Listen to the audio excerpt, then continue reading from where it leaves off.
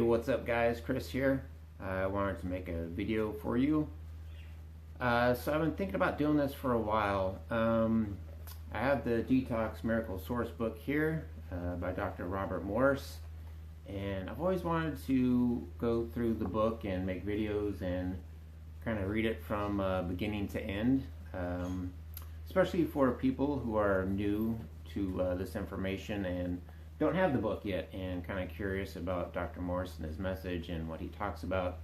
Of course, he has his YouTube videos, which explains a lot, which is in this book, but not actually reading word for word what's in the book. So I thought I'd make a video series kind of going over some of the stuff, maybe go from the beginning to end. I don't know if that's something you guys are interested in. Leave me a comment and messages below. And I'll make more of these, just to, kind of a PSA for people who don't have the book yet and just kind of curious. So I'm going to read the 3 root causes of disease.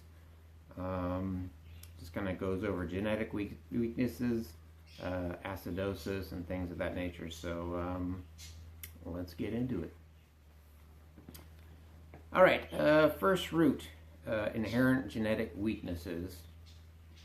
Inherent weaknesses are cellular codes that set the condition of tissue and how it responds to life. Your physical body is a genetic imprint of your family tree, and your cellular strengths and weaknesses come from your genetic history. This is true throughout your body.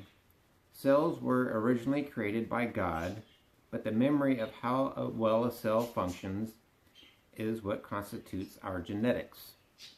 As we mature, we either make our inherent weaknesses weaker or stronger depending upon our lifestyles.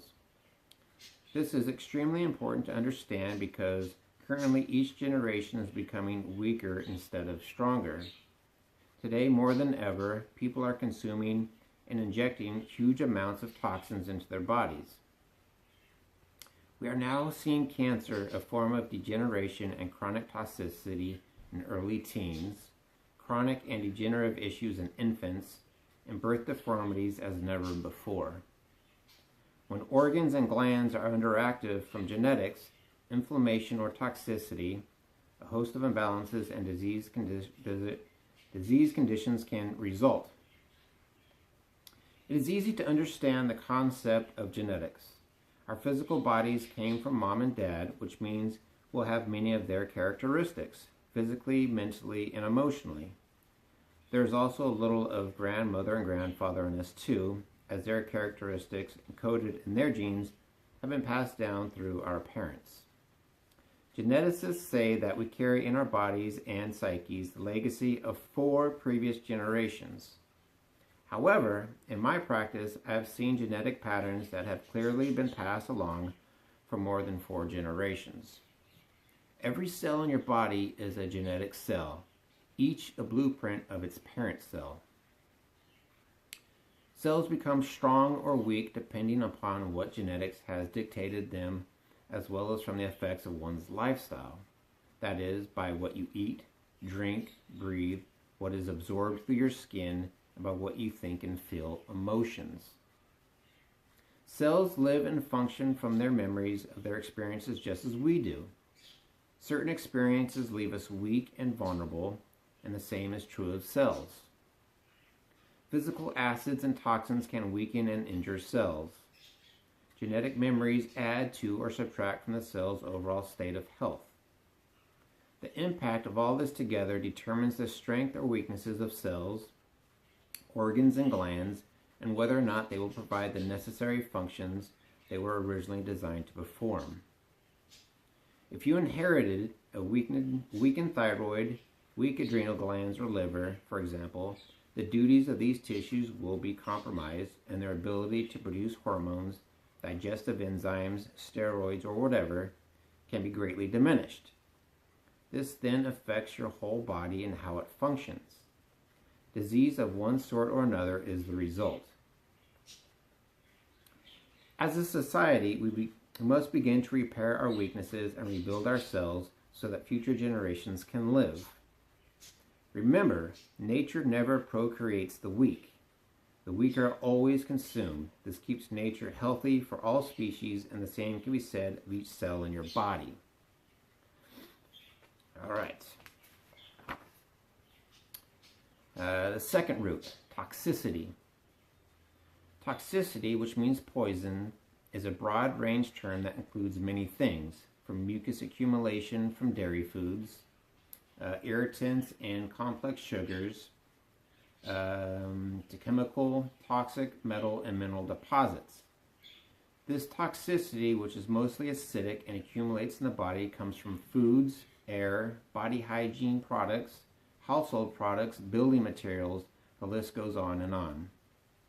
Today, most of the foods people eat and the liquids they drink are acidic, mucus-forming, energy-robbing, and protein toxic. The refined starches we eat act like a glue in the tissues of our body, causing plaque to build up, as we discussed earlier. This toxicity, being acidic, can inflame and congest tissue to the point of causing tissue death. This toxicity and mucus is stored in all tissues, but noticed more in your sinuses, throat, thyroid, lungs, muscles, liver, kidneys, and skin. This is why all these areas are affected when you have cold and flu-like symptoms. The body tries to purge itself of these toxins, or as many of them as it can, through natural processes called disease. Many diseases are nothing more than elimination efforts by the body to purge itself of toxins and or dying dead cells.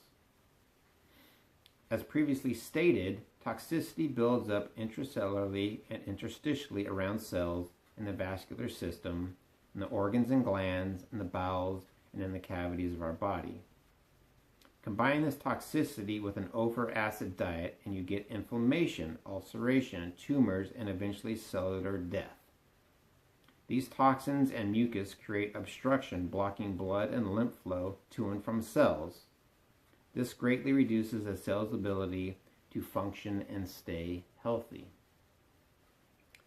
Colds, flu, lymphatic conditions, lung conditions, gastrointestinal problems, infections, to name a few of the many conditions, are all symptoms of this accumulation of toxicity in your body. Your immune system and or parasites will naturally act upon this toxicity. Yet this natural response by our immune system to this toxicity, and of course to the parasites who feed upon this toxicity, is oftentimes mistakenly called an autoimmune disorder. Parasites and immune responses are always secondary to the cause. They are side effects of... I just realized my phone only records 10 minutes at a time, so it cut me off. So I'll put the third root cause in another video. So yeah, if you guys like this, if you're enjoying this, want me to do some more, leave me a comment. Be sure to subscribe, and I'll do some more. I think I'm also going to do possibly just a straight audio version on my podcast as well. So I'll put a link to that, and then you guys can check that out as well too. So, all right, cool. Thanks for checking it out. Thanks for watching.